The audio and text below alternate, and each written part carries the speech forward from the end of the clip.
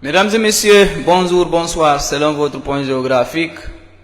C'est monsieur Boubacar Tengela, votre parent, votre ami et votre allié inconditionnel. Mais voilà aujourd'hui encore, comme d'habitude, continuer sur le chemin que je me suis lancé ou sur le chemin que je me suis tracé pour avoir un impact psychologique, pédagogique, voire politique et social pour la jeunesse africaine. Donc aujourd'hui, nous allons encore continuer comme d'habitude de faire les vidéos, de réveiller la conscience, de rehausser la barre de la conscience de la jeunesse africaine. Essayer de leur donner une liesse d'espoir, leur dire que c'est pas l'argent qui devrait être, ou bien c'est pas l'argent qui doit être notre objectif ultime de ce monde. Je me rappelle une citation de l'ancien président américain, M. Barack Obama, là où il dit, si dans ta vie, ton seul objectif, c'est de gagner l'argent, alors laisse-moi te dire, tu n'es pas du tout ambitieux. Donc, c'est à la jeunesse, ou bien c'est à l'endroit de la jeunesse. Le course à l'argent, c'est bien, c'est important, mais c'est une course très courte, qu'on peut dire.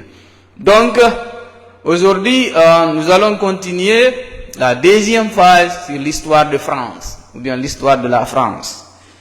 Et avant d'abord d'entamer cette brillante topic concernant la France, la République française qui est riche en histoire, en inspiration pour la jeunesse consciente, pour la jeunesse qui pense que l'avenir du continent, ils ont quelque chose à faire ou bien ils ont quelque chose à jouer.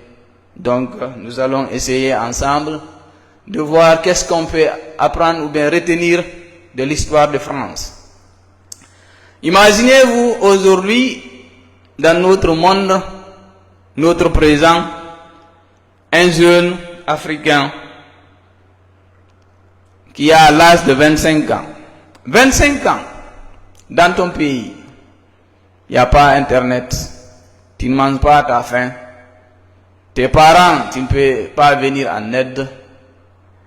Tu n'as pas une source d'inspiration. Tu ne sais pas qu'est-ce que ta vie va devenir après 5 ans. 5 ans plus 25 ans, c'est 30 ans.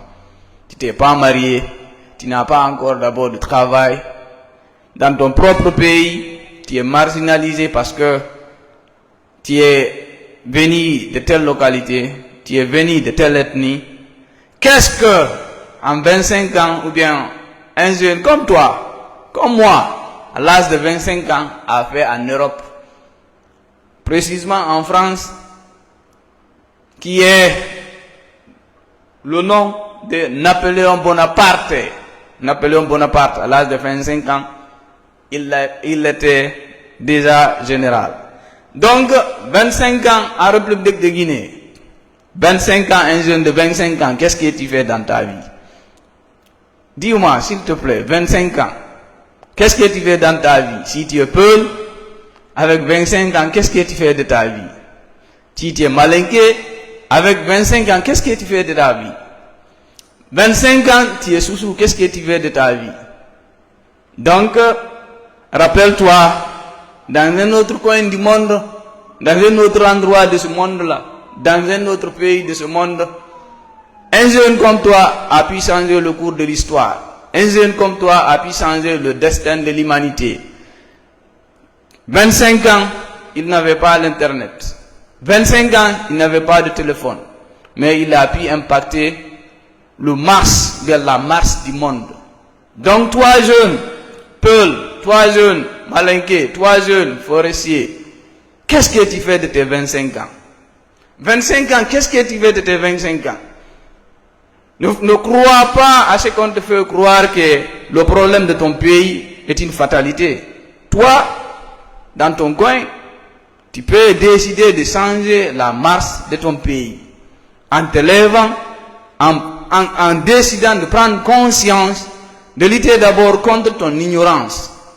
Donc, 25 ans, un jeune comme nous a pu changer le cours de l'histoire. 25 ans, qu'est-ce que tu fais de ta vie? C'est la grande question. Donc alors nous allons continuer sur l'histoire de France et apprendre avec moi qu'est-ce que le jeune Napoléon Bonaparte a pu faire lorsqu'il avait 25 ans. De la République à l'Empire, nous commençons le but du sujet d'aujourd'hui. À partir de 1797, la République apparaît de plus en plus fragile face aux difficultés économiques et à la menace royaliste. Le régime basquire. Il doit faire appel à l'armée, dont les généraux vainqueurs sont très populaires. Donc, si nous voyons aujourd'hui, dans la plupart des pays africains, coup d'État, comme ma précédente vidéo, c'est pour vous dire que le problème social ou bien le problème politique n'est pas du tout propre à l'Afrique, ou bien n'est pas du tout propre à la peau noire. C'est une longue marche vers un lendemain meilleur. Il y aura toujours des contradictions. Donc, la France a connu des coups d'État. D'abord, la France a connu des rois, ou bien des royaumes avec une dictature absolue. Vous vous rappelez ma précédente vidéo, si tu n'as pas eu la chance de suivre la précédente vidéo, je t'invite à aller revoir sur ma page, Boubacar Tengela, et le visionner. Donc, la France a connu un roi, Louis XIV, 54 ans de règne, avec un pouvoir absolu, sans partage. Il se considérait qu'il était le représentant suprême de Dieu sur terre. Donc, aujourd'hui, il y a alternance en France, la démocratie, 5 ans après 5 ans, si tu arrives à avoir la chance, tu fais un autre 5 ans, 10 ans, tu quittes, le peuple est content, ou bien tout le monde parle démocratie. Mais quel a été le prix? Le prix a été déjà payé par leurs alliés. Donc nous jeunes qui sommes là aujourd'hui, qui pensent que l'ethnie est notre solution, qui pensent que c'est ranger derrière un chef parce qu'il est de notre communauté, il est de notre région, il est de notre religion, il est de notre ethnie. Rappelle-toi qu'est-ce que un jeune de 25 ans comme toi avait fait en France. Donc c'est de notre responsabilité de changer le cours de l'histoire de notre pays. C'est de notre responsabilité. Donc, général à 25 ans, Napoléon Bonaparte, officier de l'armée républicaine, se distingue en cours des guerres révolutionnaires par les brillantes victoires qu'il remporte en 1796 et en 1797 en Italie. Puis en Égypte, il devient très populaire. Donc, à 25 ans, Napoléon Bonaparte, il était déjà général. Il a remporté des victoires en Égypte.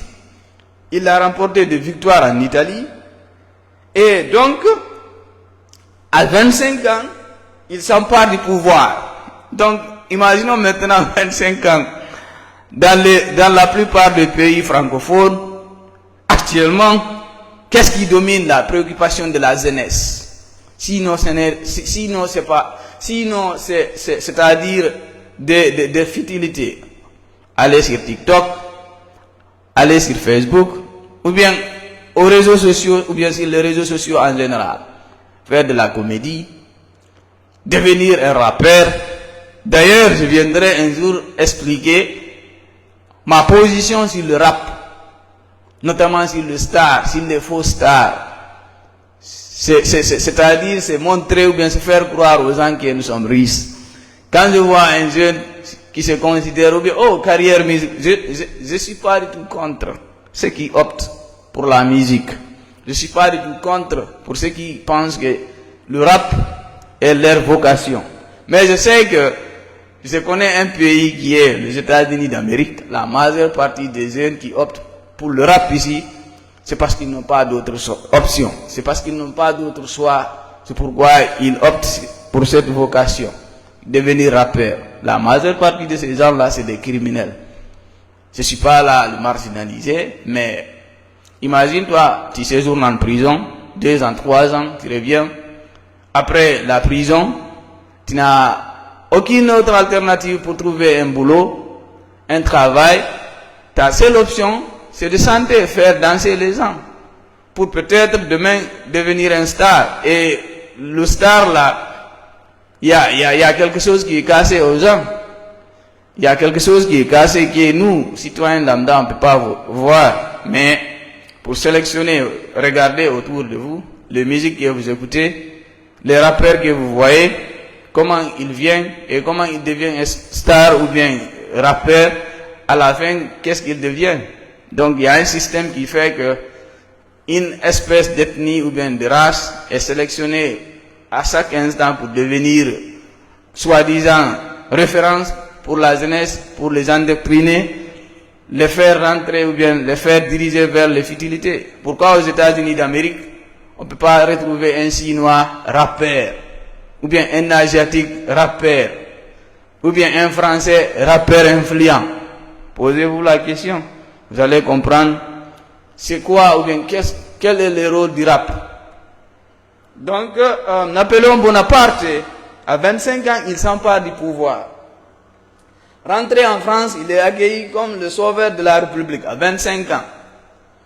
Le 18 brumaire de l'an novembre 799, aidé de ses soldats, il chasse les députés et devient maître du pays. Donc Napoléon Bonaparte, il est rentré en France après le séjour à l'étranger dans la lutte d'occupation, on peut dire, ou bien coloniale de la France à l'époque. Il est rentré en France, il a fait un coup d'état, un putsch. Napoléon Bonaparte à 25 ans. Lui, il n'est pas là à dire que le ministre ou bien le président de la République est venu ici par le hasard, ou bien c'est Dieu qui a décrété tel de devenir chef, ou bien c'est celui qui est au pouvoir. Je suis tenté de parler le pourra, mais je ne peux pas mélanger l'ethnie ou bien la langue que je parle, parce que moi personnellement je n'ai pas d'ethnie. Mon ethnie c'est l'être humain, donc je n'ai pas d'ethnie. Donc Napoléon Bonaparte à 25 ans, il a changé le cours de l'histoire en France en faisant un putsch, un coup d'état. Napoléon Bonaparte à 25 ans. Trois jeunes étudiants à l'université générale Lassana Conté de Sonfonia. L'étudiant ou bien étudiant à l'université de Gamal, Nasser de Conakry. Tu ne manges pas à ta faim. Tu ne gagnes rien. Tu sais que tes perspectives après les études se résument à rien à cause de ta couleur, à cause de ta religion, à cause de ton ethnie. Qu'est-ce que tu fais pour changer ça? Qu'est-ce que tu fais? Pose-toi la question. Un Napoléon à 25 ans, il a changé le cours de l'histoire. Je ne suis pas là à inciter la jeunesse à faire, mais je pense que la jeunesse mérite d'être inspirée pour prendre leur destin en main. C'est dire que le destin de leur pays, ou bien ce qui se joue dans leur pays, les touche. Donc, Napoléon Bonaparte, il a changé le cours de l'histoire à 25 ans. 25 ans, tu n'es pas du tout condamné à être seulement un mendiant, chanter la louange de tes chefs, qui est la plupart malhonnêtes, qui ne pensent qu'à leur poste et à leur famille. Donc, il faut qu'on utilise la tête là. Donc, Napoléon Bonaparte, en 25 ans, il a fait un coup d'état, il a pris le pouvoir en France. Coup d'état en France, Napoléon Bonaparte. Donc, le coup d'état, c'est pas seulement le coup d'état de la République de Guinée, le coup d'état du Mali, le coup d'état du Niger, d'Ibrahim Traoré, du Burkina Faso, bien de Soma Sankara. Cela fait partie de la marche du monde, de la marche du peuple. Donc, on doit penser à ça. Il ne faut pas particulariser le malheur de ce monde-là au continent africain. Nous aussi, en Afrique, même si il tarde à venir, il y aura révolution. Peut-être la révolution va être dans l'ensemble des continents, mais il y aura révolution. Donc, après le coup d'état de Napoléon Bonaparte, nous avons la République française disparaît. Donc, dès 1802, Bonaparte se fait nommer consul à vie. Consul à vie. Et gouverne comme un roi absolu. Napoléon Bonaparte, après le coup d'état. Donc, c'est pas étrange, ou bien c'est pas nouveau que nous voyons aujourd'hui les Ibrahima Traoré de Burkina Faso se considère ou bien prend le rôle presque d'un roi. Napoléon Bonaparte a été le premier à le faire. Donc, c'est pas quelque chose de particulier au Burkina de faire dissoudre les partis discordants ou bien les partis politiques. La France aussi en est connue. Donc, c'est pas propre au Burkina. Mais je suis pas là à cautionner la façon dont les choses se passent au Burkina à 100%. Mais je vais juste jouer mon rôle de réveilleur et de conscientiseur pour que la jeunesse crée quelque chose en eux, pour qu'ils pensent comment changer la façon dont la marche de leur pays est conduite. Donc nous appelons à Bonaparte, il se fait nommer conciliabule, gouverneur, il gouverne comme un roi, il décide de tout et s'impose une autorité absolue. Donc à tout seul. Seul il propose les lois et les fait appliquer. Il nomme le préfet à la tête des départements et s'entoure d'une police nombreuse. Il rétablit la paix en France et hors de France. Fatigué des désordres, le peuple accepte cette dictature. Donc la France a connu des dictatures. La France a connu des dictatures. Ok? Donc jeune à 25 ans, pose-toi la question. Qu'est-ce que toi ta vie va servir? Qu'est-ce que toi ta vie va servir à 25 ans? Toi tu veux que 25 ans, on ajoute un autre 25 ans et que tu disparais de ce monde-là comme si tu n'as pas été ici? C'est grave. Il faut penser à ça, il faut qu'on pense à ça. Il faut donner sens à sa vie. Il ne faut pas renier ton existence, c'est penser seulement sur l'au-delà. Oui, l'au-delà se prépare ici. Le changement doit être effectué d'abord ici avant que nous quittons, ou bien avant que tu quittes. C'est une obligation. Donc, Napoléon Bonaparte, avec sa prise du pouvoir, il a instauré ce qu'on appelle la dictature. Et le peuple français a accepté la dictature de Napoléon Bonaparte pour que leurs conditions de vie changent. Parce qu'ils étaient déjà confrontés à une autre dictature régnée par le roi. Donc Napoléon qui est venu comme un sauveur, c'est comme IBK aujourd'hui, du moins Ibrahim Traoré, du moins c'est pas IBK était du Mali, paix à son âme. Donc la dictature, parfois, elle est nécessaire, mais je ne cautionne pas la dictature ou bien les dictateurs africains. Mais c'est une suite logique que de voir un général ou bien un petit de 25 ans venir prendre le pouvoir, ou bien de 35 ans comme Ibrahim Traoré, imposer une dictature pour faire marcher sa vision. Donc Napoléon Bonaparte a instauré la dictature en France lorsqu'il avait 25 ans. Ok, inspirant. Donc, empereur comme Charlemagne, profitant de son immense popularité, Bonaparte s'est fait proclamer empereur en 1804 sous le nom de Napoléon Ier. Comme Charlemagne, 1000 ans auparavant, il veut être sacré par le pape. Donc, à la différence des autres, Napoléon Bonaparte avait des ambitions. Celui qui a révolutionné d'abord, il a révolutionné l'éducation en France, il a doté de la France des institutions vraiment qui fait partie, qui ont initié l'élèvement de la France d'aujourd'hui. Donc la France a passé par la dictature, mais une dictature intelligente, c'est pas une dictature faire disparaître telle ethnie, ou bien en se tronçant le cœur, en bombant les guerres, disant que c'est nous, ici c'est chez nous, ici c'est pour nous. Vous n'y le dites pas. Donc, une ambition, Napoléon Bonaparte avait ambitionné de dominer l'Europe. Napoléon y parvient presque. Pendant 10 années, il mène les guerres incessantes, la grande guerre, remportant de grandes victoires comme celle de Austerlitz, où elle bat Russie et Autrichiens, aux Russes et Autrichiens du moins. Seule l'Angleterre résiste, mais guerre coûte cher en soldats et en impôts. Peu à peu, le Français se détache de l'empereur. Donc, Napoléon Bonaparte, à 25 ans, il avait des ambitions. Il a fait des guerres partout, presque en Europe, donc voir le monde. Mais il avait reçu ou bien il avait gagné de victoires. Maintenant, comme la guerre ou bien les guerres demandent ou bien sont coûteuses,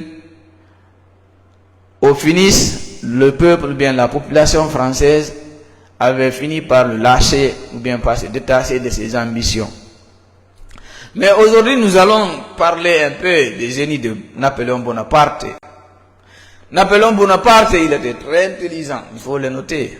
À 25 ans, c'est pas n'importe qui peut être général, ou bien surtout la jeunesse actuelle dans beaucoup de pays africains, qui pensent que le changement de leurs conditions de vie viendra du ciel, ou bien le paradis, c'est après ici. Je suis tout à fait d'accord de croire à ce que vous croyez. Mais laissez-moi vous dire, à 25 ans, un jeune dans un autre coin du monde a pu changer la marche du monde, qui est Napoléon Bonaparte. Le génie de Bonaparte, doté d'une grande intelligence et d'une extraordinaire capacité de travail, Bonaparte réorganise l'administration. Il encourage l'agriculture, l'industrie, les sciences et crée le lycée pour faire cesser les troubles religieux. Il signe avec le pape un accord, le Concordat. Donc, si nous voyons aujourd'hui, par exemple, le Mali, le Burkina, le Niger, ou bien voir le Nigeria se confronter à ce qu'on appelle les personnes que je ne peux pas nommer ici, Napoléon Bonaparte, lui, il a eu l'intelligence à son temps. Vous savez que la France ou bien l'Europe aussi était confrontée de ces problèmes religieux que nous avons aujourd'hui, notamment les protestants, les catholiques. Donc, la lutte là, ou bien le problème là, n'est pas personnel à l'Afrique ou bien à la peau noire. C'est l'histoire du monde qui est comme ça. Aussi, Napoléon Bonaparte, qui était 25 ans, il a créé la Banque de France et une nouvelle monnaie, le franc. Très intéressant, très inspirante. Napoléon Bonaparte, à 25 ans, il a créé la Banque de France, qui existe jusqu'à aujourd'hui. Il a aussi doté de la France l'argent qu'on appelait le franc. Maintenant, regardez maintenant, dans beaucoup de pays africains, jusqu'à présent, il n'est même pas très loin, très récent. Il y avait des politiciens qui pensaient, ou bien qui criaient dire que nous devons créer notre propre monnaie. Jusqu'à présent, off table. J'entends plus les gens là parler de cet argent. C'est extraordinaire. Napoléon, à 25 ans, il a créé l'argent et la Banque de France. Maintenant, le Mali, le Niger, le Burkina, l'AS, où est votre argent? Qui tarde à venir? Le Sénégal avec, où est l'argent? Ici, bon, même si on va tout dire de la Guinée ou bien tout dire de Sékou Touré, la Guinée a son argent avec leurs problèmes. Donc on vous écoute. Ça ne s'agit pas de crier pour avoir le pouvoir. Une fois que vous avez le pouvoir, vous refusez de montrer votre capacité. Le monde là, on assume sa position. On essaie aussi de payer le prix de sa position. Il ne s'agit pas de dire parler, classer des termes économiques ici et par là, pensant tromper le peuple. Si vous n'êtes pas capable, laissez les capables prendre le pouvoir. D'ailleurs, moi, je ne suis pas du tout d'accord qu'on dise qu'il y a eu l'indépendance pacifique, tel pays a eu l'indépendance. Il n'y a pas une indépendance pacifique. Il n'y aura jamais une indépendance pacifique. Regardez l'histoire des États-Unis. Les États-Unis et l'Angleterre, c'est ça une vraie indépendance. La révolution américaine, c'est ça une vraie indépendance. Allez-y, regardez sur le net l'histoire de l'indépendance américaine. Mais tous les pays africains, ou bien tous les pays de la zone franque qui se disent indépendants, tel pays a réussi son indépendance de façon pacifique, tel pays a réussi 1960, 1950, peut-être 1958, 1900, ce n'est pas ça l'indépendance. La vraie indépendance, c'est dans la lutte qu'on l'obtient. Aussi, l'indépendance est quelque chose de permanent. Il faut le lutter, il faut le maintenir. Pour avoir l'indépendance, regardons l'histoire des États-Unis d'Amérique. Ils se sont bâtis sur terre pour avoir l'indépendance. Ils sont bâtis sur le terrain du moins pour avoir de l'indépendance. Rupture totale avec l'Angleterre. Rupture totale avec l'Angleterre. Ils ont changé tout. C'est de ça il s'agit. Mais l'indépendance, les pseudo-indépendances là, 1960, ça, nous sommes indépendants. Vous n'avez ni argent, ni armée, ni éducation. Vos meilleurs, comment je pense, ce que vous comptez, c'est-à-dire ce que vous pensez être vos intellectuels sont formés où? La Chine, c'est de ça il s'agit l'indépendance. Regardez l'histoire de la Chine, la révolution rouge, le Mao et consorts. C'est de ça il s'agit. C'est ce qu'on appelle indépendance. C'est ce qu'on appelle indépendance. La France, après la Deuxième Guerre mondiale, ou bien avant même la Deuxième Guerre mondiale, la France a été colonisée et on a tout fait sur eux. Mais ils se sont bâtis, utiliser certaines personnes venues d'autres mondes, qui est l'Afrique noire. La France, sur le terrain, a reçu leur indépendance vis-à-vis de l'Allemagne. Donc, ça ne finit pas. Mais dire l'Afrique francophone ou bien l'Afrique, vous êtes indépendant, c'est pas du tout vrai. On change vos présidents, on empêche, dans certains pays, on empêche mais toute une ethnie d'être au pouvoir. Par leur ingéniosité. Si on veut rester dans ce pays, empêchons telle ethnie d'être au pouvoir. Ça, c'est la grande France. Maintenant, je vois ici, il y a des personnes venues de cette ethnie dire, nous ne sommes pas d'accord qu'on dise que telle langue on va utiliser dans tel pays. Oh, non, nous représentons. Essayez d'abord d'être président dans votre pays. Depuis combien d'années vous êtes soi-disant indépendant? Vous n'arrivez pas à conquérir la magistrature suprême. Vos soi-disant intellos collaborent avec chaque régime, même si vous êtes victime. Vous êtes là à dire, oh, on ne veut pas qu'on nous marginalise, telle langue ne peut pas. Il faut l'imposer, cette langue, à cette ethnie, ou bien à ces parents-là. Essayez d'abord d'avoir le pouvoir, si vous êtes homme, ou bien, je ne suis pas là à me moquer de vous. Mais juste vous dire que l'indépendance, c'est pour les hommes. L'Amérique a montré, l'Amérique a prouvé, l'indépendance c'est pour les hommes. Lorsque les Américains avaient décidé d'être indépendants vis-à-vis de l'Angleterre, il y avait eu ce qu'on appelle la révolution américaine, la guerre entre les Anglais et les Américains. Deux peuples identiques, même famille, même race, même couleur. La majeure partie descendants de l'Angleterre sont venus aux États-Unis ici avec la condition que vous connaissez, le climat et consorts et autres. En ce moment, l'Angleterre dominait presque le monde. L'Angleterre dominait presque le monde. Ils se sont dit indépendance. On ne peut pas nous taxer ici. Et sans représentation au Parlement anglais. Très loin, à l'Angleterre là-bas. Ici, c'est les États-Unis d'Amérique. Les George Washington, les Adams. C'est ce qu'on appelle indépendance. C'est ce qu'on appelle révolution. Mais les mafias indépendances africaines là, vous n'êtes pas indépendants. Très loin d'être indépendants. Vous n'êtes pas capable d'élire vos présidents. Vous n'êtes pas capable même, regardez. Par exemple, je vois, d'ailleurs, tu me laisses décider sur ton argent. Je suis contre toi. Tu me laisses décider sur ton argent. Je suis contre toi. Tu sais que je suis contre toi depuis l'histoire. Tu me laisses, c'est-à-dire enseigner tes enfants. Et une fois tes enfants terminent les études, s'ils ne viennent pas chez moi, je leur donne ce que j'ai à les donner, tes enfants, et tes gardiens, le militaire, tant qu'ils ne viennent pas chez moi, ne sont pas respectés. Tu me dis que tu es indépendant. Non. Quand tu me laisses avec tes enfants, d'abord, qu'est-ce que je vais leur enseigner? Je vais leur dire, hey, écoutez, votre père ou bien votre parent est contre vous, ou bien votre pays là, ou bien votre famille là ne valent rien. C'est moi le patron. Aimez-moi, respectez-moi. C'est ce qui se passe. Donc, regardons actuellement Quand je vois un pays, on blâme la personne les personnes là ont décidé de former pour aller encore terroriser ces personnes-là, massacrer les gens, les gens là, ils savent qu'est-ce qu'ils font. C'est qu'ils font. Moi, j'ai même pitié à la personne qu'on blâme aujourd'hui le problème actuel de beaucoup de pays africains. J'ai pitié de ces gens-là.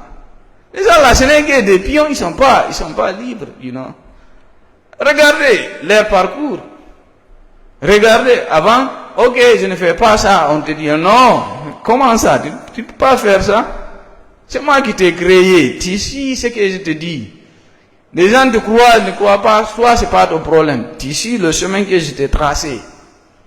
La dictature. On parle, tu es parti. On te verra plus. Vous êtes indépendant. Une indépendance de façade. Est-ce que c'est une fatalité? Non. C'est des hommes comme nous. C'est des hommes comme nous. Il suffit quoi? Une décision. Il faut être homme. J'ai un ami qui a toujours un mot qui revient. J'aime ça. Il me dit, mon ami, la vie, il faut le mériter. C'est une vérité absolue. Il faut mériter la vie.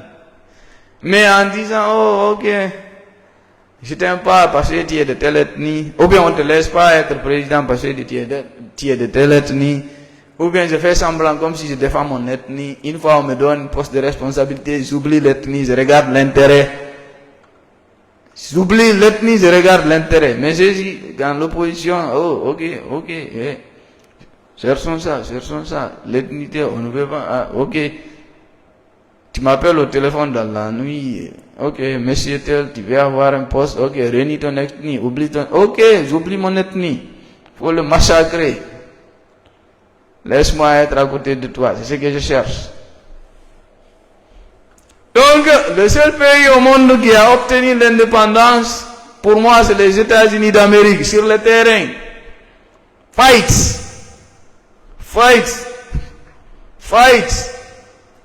Ils ont obtenu l'indépendance. Ils ont fini par recoloniser l'ancien colonisateur. C'est nous les Américains. C'est ce qu'on appelle l'indépendance.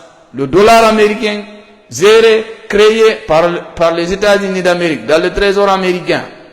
Mais les francs CFA comptent en banque, je ne sais où, avec de soi-disant cadres médiocres, qui ont la peur dans le ventre, qui ne vivent rien, qui n'ont pas d'objectif dans cette vie, qui pensent que l'argent, la femme, les voitures, les maisons ici et là, c'est ce qui définit l'existence d'un homme. Ce n'est pas ça. Parce que quoi tu fasses, tu vas mourir. Il est bon, il est meilleur de vivre en dignité et mourir même si c'est une courte vie et laisser l'impact pour ton peuple. Rester derrière seulement ton clan ou bien ta famille, dire que, oh, j'ai une villa de l'autre côté, j'ai une telle, j'ai 100 000 $, 200, 1 million de dollars. Après, quand tu meurs, qui va récupérer cet argent? Donc, l'indépendance, ça se mérite. Vous n'êtes pas indépendant, vous. La majeure partie, vous savez de qui je parle. Vous n'êtes pas indépendant. Vous n'êtes pas capable d'avoir un président que vous contrôlez, qui vous dicte sa politique, qui va à l'intérêt de votre pays. Vous partez à l'université pour rien. Vous étudiez, à la fin, vous devenez des taxis-motards. Et la marche du monde continue. Si vous voulez vous révolter, non, la prison est là, ou bien vous partez dans le désert. Je ne suis pas là à me moquer, mais c'est la réalité. Est-ce que c'est une fatalité? Non. Vous n'aimez pas que tel venu de telle communauté, tel venu de telle localité devient président. Laissez le grand maître, ils vont créer le prix. Vous savez, c'est lui qui ne regarde même pas qui vous êtes, qui ne se soucie même pas comment vous vivez.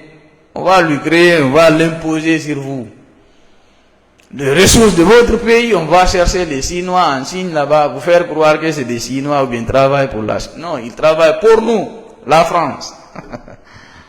Ils travaillent pour nous, pour nous la France.